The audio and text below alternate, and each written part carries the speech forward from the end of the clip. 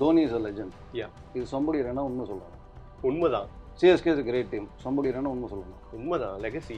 ஆடியன்ஸுக்கும் ஃபேன்ஸுக்கும் டிஃப்ரென்ஸ் இருக்கு. ஆடியன்ஸ் எப்படின்னா உள்ளே வருவான், படத்தை பார்ப்பான், நல்லா இருக்குன்னா நல்லா இருக்கணும், நல்லா இல்லைனா காரி தூக்குவான், போயிட்டே இருக்கும். நான் ஆடியன்ஸ் இல்லை, நான் கிரிக்கெட் ஃபேன், நான் இந்தியன் கிரிக்கெட் ஃபேன். சச்சின்றது ஒரு பெரிய சகாப்தம் அப்படின்னா Virat Kohli is not a trending information போய் என்ன இருந்தாலும் நாளைக்கு ஒரு டபுள் ஹண்ட்ரட் அடிக்க மாட்டார் ஒன்றால் சொல்ல முடியுமா? வந்து அடிச்சிட்டாருன்னா அதே ஆள் வேறு மாதிரி பேசுவான். எனக்கு தெரியும் சார் கோலி கலைக்கு இருந்துக்கிட்டே. நான் ஒரு விராட் கோலிக்கு அஃப்கோர்ஸ் நான் பேசக்கூடிய வாய்ப்பு ஏதாவது நான் டீமில் இருந்து பேசக்கூடிய ஒரு வாய்ப்பு கிடைச்சா ஒன்று என்ஜாய் பண்ணி ஆடுச்சு. Enjoy even if you fail it's okay. In fact நான் வந்து தோனியோட ஒரே மேட்ச் தான் ஆடிருக்கேன். மும்பையில் ஒரு ஹோட்டலில் லிஃப்ட்டுக்குள்ளே இருக்கார். பட் நான் பேசலை, ஏன்னா நான் யாருன்னு அவருக்கு தெரியாது. டெஃபினட்டாக அவரோட இதுக்கு வந்து சடகோபன் ரமேஷ் யாருன்னு தெரியாது. நானும் தோனியோட ஒரு 2 மணி நேரம் பேசியிருந்தேன் லிஃப்ட்டில் அப்படின்னு ஃபீலாக விடுவேன். அந்த மாதிரிலாம் நான் ஃபீலாக விடுவேன். அஸ்வின் அவர்கள் கமிங் பேக் டு அவர் அன்புடன் அந்த ஒரு மொமெண்ட் உங்களுக்கு எப்படி இருந்தது? நான் உங்க Sadagopan Ramesh, farmer Indian cricketer.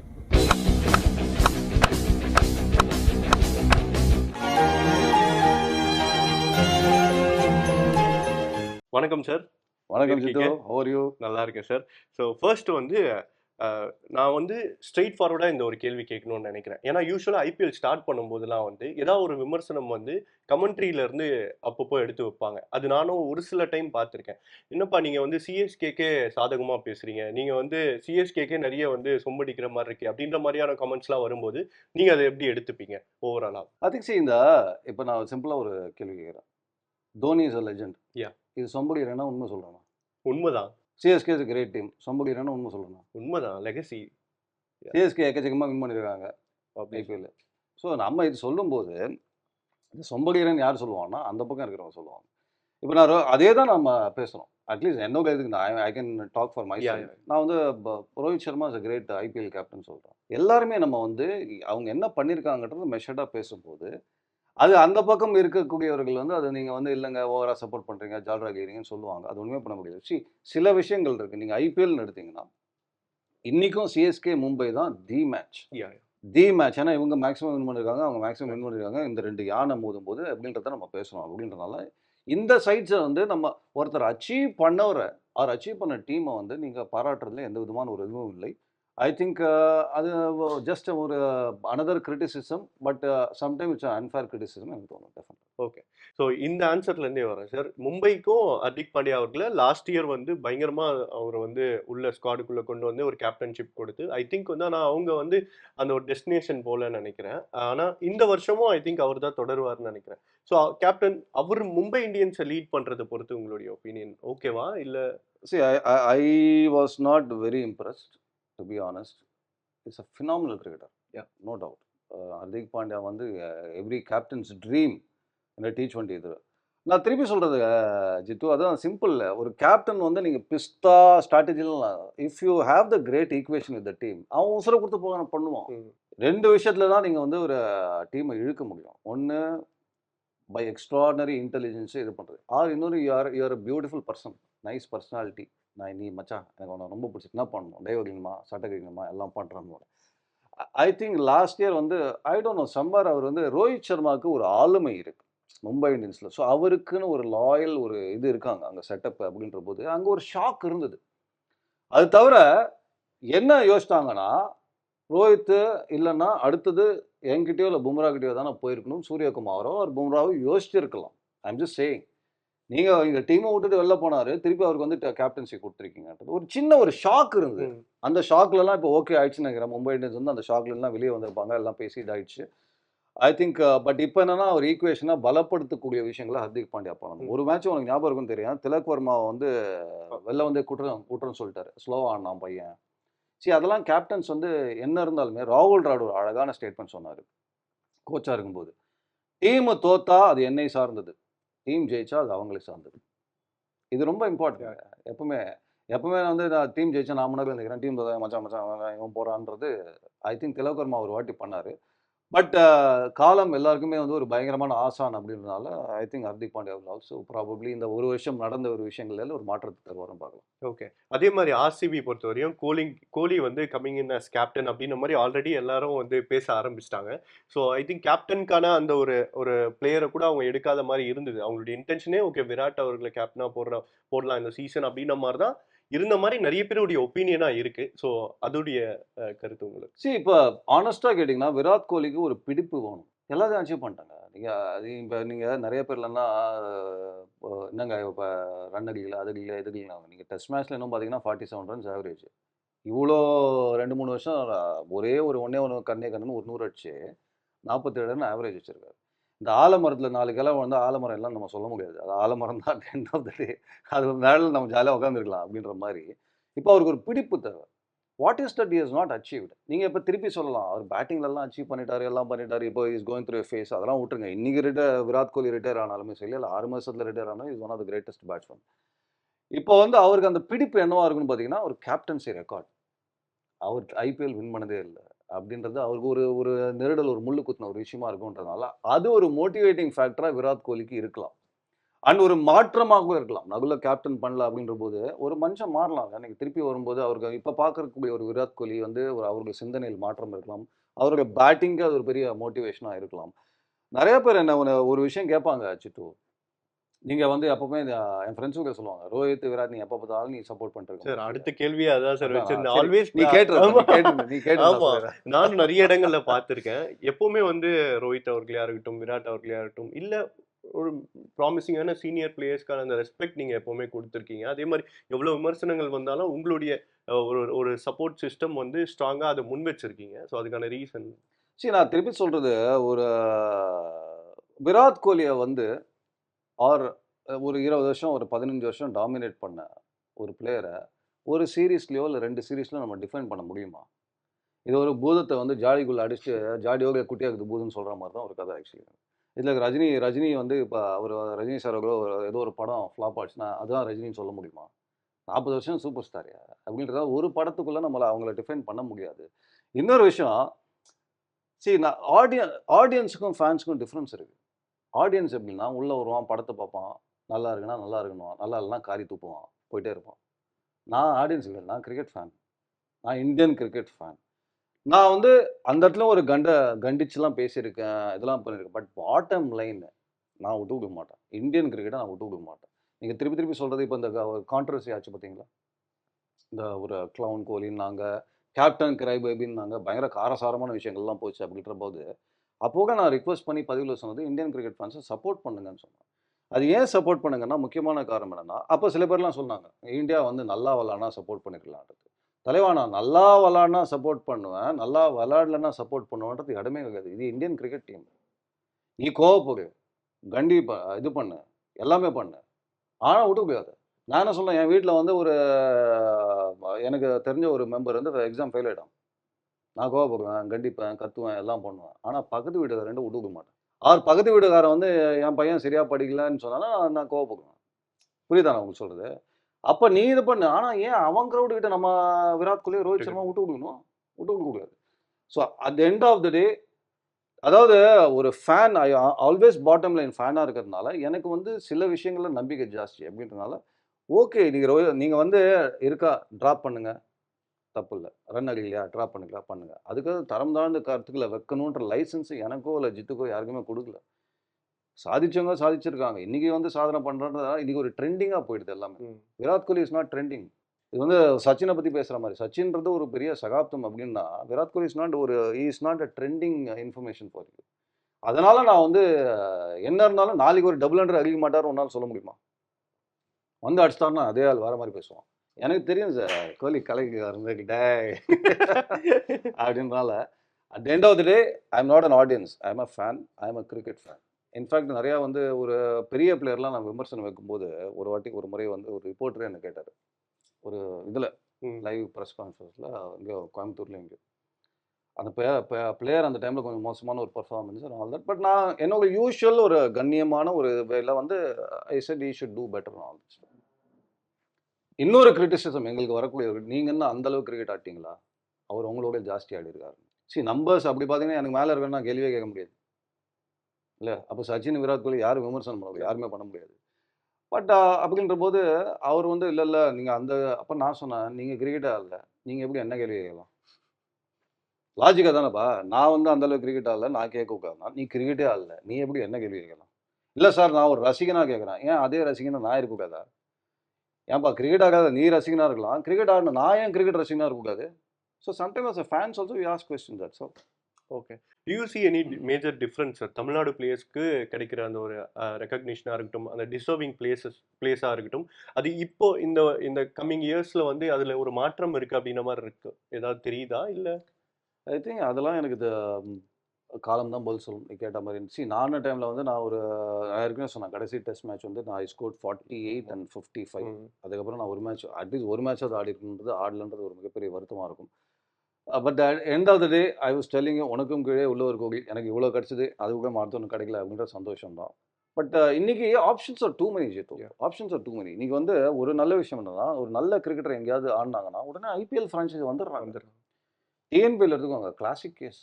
TNPL வந்து நடக்கும்போது ஐபிஎல் வந்து அந்த டேலண்ட் அண்ட் பீப்புள் வந்து உட்காந்து மேட்சை பார்க்குறாங்க. அப்படின்ற போது சடனாக உங்கள் லைஃபே மாறுது.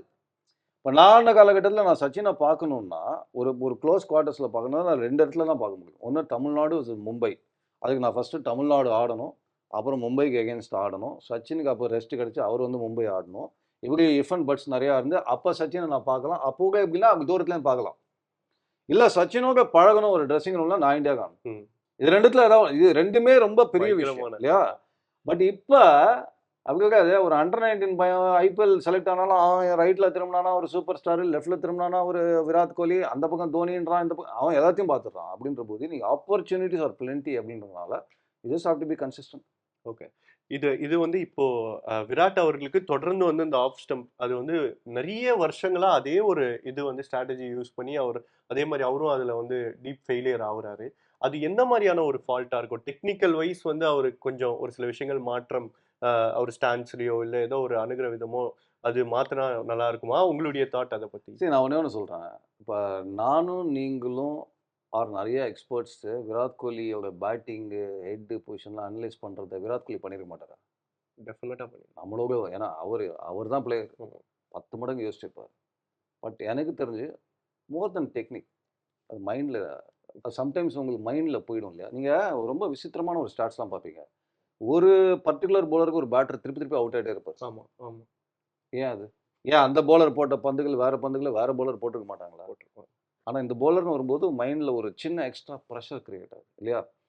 அது நீங்கள் எடுத்தாகணும். நான் திருப்பி சொல்கிறது எனக்கு பொறுத்த வரைக்கும் நான் வந்து விராட் கோலிக்கு அஃப்கோர்ஸ் நான் பேசக்கூடிய வாய்ப்பு ஏதாவது நான் டீமில் இருந்து பேசக்கூடிய ஒரு வாய்ப்பு கிடைச்சா ஒன்று என்ஜாய் பண்ணி ஆடுமச்சு. Enjoy. Even if you fail it's okay. Even if you fail it's ஓகேன்னு சொல்லும்போது தான் அங்கே தான் சக்ஸஸ் ஆரம்பிக்கும். அது ஒரு இறுக்கத்தில் ஆடுற மாதிரி எனக்கு ஒரு ஃபீலிங் இருக்குது. ப்ளஸ் என்கிட்ட ஒருத்தர் நகைச்சுவையாக ஒருத்தர் கேட்டார், என்னங்க அவர் அந்த பந்தை விட மாட்டேங்கிறாரு, அது பேட்டிங் கோச் போய் சொல்லக்கூடாதா எப்படி ஓடணும் அப்படின்னு கேட்டார் ஒருத்தர். நான் சொன்னேன் பேட்டிங் கோச்சே T20லேருந்து எடுத்திருக்கீங்க. T20லேருந்து அந்த பேட்டிங் கோச் பந்தை விடணும்னு சொல்லுவார், அடின்னு சொல்லுவார். ஏன்னா அவர் வந்த ஃபார்மேட் எல்லா லெஃப்ட்ன்றதே T20 கிரிக்கெட்டில் கிடையவே கிடையாது. அந்த ஃபார்மேட்லேருந்து வந்த ஒரு பேட்டிங் கோச்சு அது ஒரு அபிஷேக் நாயர்னு ஒருத்தர் இருக்காரு. அவர் எப்படி பந்தை விடணும்னு சொல்லுவார். அது இன்னொன்று நீங்கள் போய் திருப்பி ஒரு அபிஷேக் நாயர் மாதிரி ஒருத்தர் வந்து விராட் கோலிக்கு ஈக்குவேஷனை பிரேக் பண்ணலாம்னா ரொம்ப கஷ்டம் அங்கே போய் சொல்கிறது. நான் திருப்பி சொல்கிறேன், அது எண்ட் ஆஃப் த டே நீங்கள் ஒரு 2 டக் அடிச்சிருக்காரு 3 10 அடிச்சிருக்காருன்னு போய் பேச முடியாது. விராட் கோலிட்டு நான் போய் சொல்ல அப்படின்றத யோசிப்பீங்கள்ல. அது அந்த அந்த ஐஸை பிரேக் பண்ணிவிட்டு அப்படி போய் சொன்னால் ஏதாவது நடக்கலாம். பட் ஐ திங்க் இப்போ சாம்பியன்ஸ் ட்ராஃபியில் நான் ஏன் அடிப்பார் விராட் கோலின்னு சொல்கிறதுக்கு முக்கியமான காரணம் எட்ஜ் எடுத்தாலும் அந்த 4 ஸ்லிப்பு கிடையாது. இல்லை. ஸோ அது அப்போ திருப்பி நான் இப்போ சொன்னேன் இல்லையா மைண்டு. ஆமாம். இதே போலாண்டை வந்து போட சொல்லுங்கள் சாம்பியன்ஸ் ஓடியில் வெளுத்து வாங்குவார் விராட் கோலி. ஏன்னா நீ தலைவா நீ ஆளை வச்சு நீ இது காமிச்சிருந்த சீன் காமிச்சிருந்த, இப்போ ஆள் கிடையாது. நான் 2 ஷாட்டு போனாலும் எட்ஜ் எடுத்தாலும் தேர்ட் மேனுக்கு தான் போகும் அப்படின்றதுனால இட்ஸ் ஆல் இந்த மைண்ட். ஓகே. ஒரு படம் ஆரம்பிச்சு எனக்கு தெரிஞ்சு அது ரொம்ப நம்ம பேசுறதோட அவர் பயங்கரமாக பேசியிருப்பாரு, நிச்சயமா அவரே அனலைஸ் பண்ணியிருப்பாரு Jithu. I think you will come back at some point of time. Okay. இப்போ நான் வந்து இந்த கேள்வி கேட்கல அப்படின்னா அப்புறம் ஃபேன்ஸ் வந்து என்ன கேட்பாங்க என்ன அப்படின்னா நீங்கள் இன்டர்வியூஸ் வந்து ரொம்ப ரேராக தான் கொடுப்பீங்க. ஸோ 2 மணி நேரம் பேசியிருக்கோம். இல்லை சார், இந்த இன்டர்வியூ தவிர்த்து சொல்கிறேன் சார். இப்போ விட்டால் பிடிக்க முடியாது, அதனால தான் நான் ஒரேடியாக வந்து நாங்கள் கேட்டுருந்தோம். ஸோ இன் பிட்வீன் இந்த கேப்ல ஏதாவது பியூட்டிஃபுல் மெமரி தோனி அவர்கள் கூட உங்களுக்கு நடந்த சில நிகழ்வு, இல்ல நீங்க உங்களுக்கு மறக்க செரிஷ் பண்ற ஒரு மொமெண்டா அமைஞ்சிருக்கு அவரை பத்தி அப்படின்னா என்ன சொல்லுவீங்க? சரி, தோனின்றது இஸ் அன் எமோஷன். நீங்கள் பார்த்தீங்கன்னா நிறைய பேருக்கு பார்த்தீங்கன்னா தோனி ஆடலன்னா சிஎஸ்கேக்கு எவ்வளோ ஃபேன்ஸ் இருப்பாங்கன்றது எனக்கு கொஞ்சம் பயமாக இருக்கும் ஆக்சுவலி. ஏன்னா பட் அவர் இருப்பார், அட்லீஸ்ட் இந்த டக் அவுட்டில் இருப்பார், அவர் எங்கே இருப்பார் அப்படின்றது உள்ளே போனால். ஏன்னா எனக்கு நல்லா ஞாபகம் இருக்குது, போன வருஷம் நினைக்கிறேன், போன வருஷம் வந்து CSK versus Gujarat Titans first match அகமதாபாத்தில்.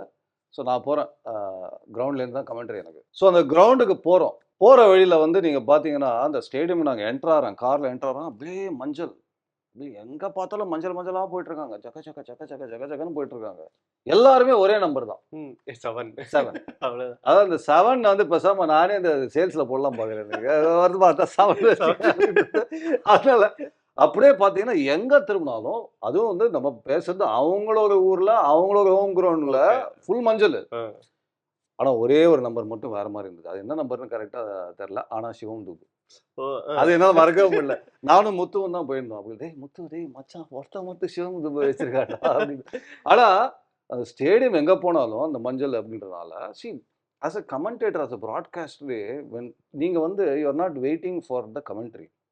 சம்டைம் நீங்கள் மைக்கு அப்படி இறக்கிட்டு பார்ப்பீங்க, தோனி அங்கேயே நடந்த ஒரு ரியாக்ஷன் எப்படி இருக்கு அப்படிங்கிறது, இந்த euphoria and all that stuff is I probably saw that with Sachin. Sachin அந்த சச்சின் அப்படின்றது அந்த இது நம்மளால் மறக்கவே முடியாத ஒரு இது. It echoes in our ears. ஆனால் இங்கே வந்து அந்த கலர்ட் அந்த சச்சின்ற ஒரு இது நம்ம எக்கோ ஆகும். பட் தோனிக்காக அந்த ஸ்டேடியமே எல்லோ பெயிண்ட் அடிச்ச மாதிரி ஒரு ஃபீலிங் இருக்குல்ல, அது நம்ம பார்த்துருக்கோம். இன்ஃபேக்ட் நான் வந்து தோனியோட ஒரே மேட்ச் தான் ஆடிருக்கேன். நியூசிலாந்து வர்சஸ் இந்தியா, நாங்கள் ராஜ்கோட்டில் ஆனோம். நான் 100 ரன் மேட்ச். அப்போ தோனி கீப்பர் 2003 அந்த டைமில். இவ்வளோ பெரிய அன்னியன் மாதிரி ஒரு ஹேர் ஸ்டைல்லாம் வச்சிருப்பாரு, பக்கத்தில் இருந்திருந்தாரு. அஃப்கோர்ஸ் ரொம்ப பேச மாட்டார். நானே வந்து ஒரு 2 வாரத்தோட பேசியிருப்பேன்னு தெரியல அந்த மேட்ச்லாம் அப்படின்னு சொல்லிட்டு அப்போ பார்த்துருக்கேன். அதுக்கப்புறம் வந்து மும்பையில் ஒரு ஹோட்டலில் லிஃப்ட்டுக்குள்ளே இருக்கார். பட் நான் பேசலை, ஏன்னா நான் யாருன்னு அவருக்கு தெரியாது. டெஃபினட்டாக அவரோட இதுக்கு வந்து சடகோபன் ரமேஷ் யாருன்னு தெரியாது. நம்ம போய் கொடுத்து அவர் அப்படி எதுக்கு டிஸ்டர்ப் பண்ணணும்னு சொல்லிட்டு இங்கே இருந்தார். அப்புறம் என் பையன்கிட்ட வந்து சொன்னேன், என்னப்பா நீ சொல்லியிருக்க வேண்டியது தானே அப்படின்னு. இல்லைடா, அவர் 2-3 பேர் அவர்லாம் இருந்திருந்தாரு அப்படின்னு சொல்லிட்டு. அதுதான், that is the only time I have seen him up close. அதுக்கப்புறம் நான் பார்த்துருக்கேன். சார், இப்போ சிஎஸ்கே கேப்டன்ஷிப் பத்தி ருத்ராஜ் அவர்கள் வந்து லாஸ்ட் இயர் ப்ராமிசிங்காக அதை கொண்டு போறாரு. சின்ஸ் தோனி அவர்கள் வந்து ஒரு மேஜர் பேக் போனா டீமுக்கே வந்து இருக்காரு அப்படின்ற ஒரு தைரியம் எல்லாருக்குமே இருக்கு. பட் அவருடைய அந்த லீடர்ஷிப்கான ஒரு ஒரு ஒரு இது ஒரு அதுக்குன்னு ஒரு ஃபேண்டம், இன்கேஸ் தோனி அங்க இல்லை அப்படின்னாலும் சிஎஸ்கேக்காக வர அந்த கூட்டம், இது வந்து என்ன மாதிரி ஒரு அமைப்புல வந்து அவர் கொண்டு போறாருன்னு நினைக்கிறீங்க ருத்ராஜ் அவர்கள்? Nobody can fill the shoes of Dhoni. It's very, அதாவது நீங்கள் இது எப்படி எடுக்கலாம்னா, தோனி கிட்டேருந்து ஜடேஜாவுக்கு போச்சு, ஜடேஜா கிட்டேருந்து ருத்ராஜுக்கு வந்துருக்கு. இது என்ன மிகப்பெரிய செட்பேக் என்னன்னா, ஒரு பெரிய எம்பரர் வந்து உங்ககிட்ட கொடுத்துட்டு பார்த்துக்கோன்னு சொன்னோன்னா அதே மாதிரி கிங்டம் என்னால் இது பண்ண முடியாது, ரொம்ப கஷ்டமான ஒரு விஷயம். அப்படின்றனால it's going to be a little setback.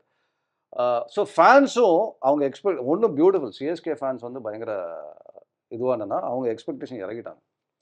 Dhoni captaincy ஓகேப்பா, இப்போ ருத்ராஜ் அட்லீஸ்ட் ஒரு கப் எங்கே அடிச்சாருன்னா நல்ல கிரிக்கெட் ஆனாங்கன்னான்ற ஒரு இதுக்கு ஸ்லோவாக டியூன் ஆகிட்டாங்க அவங்க.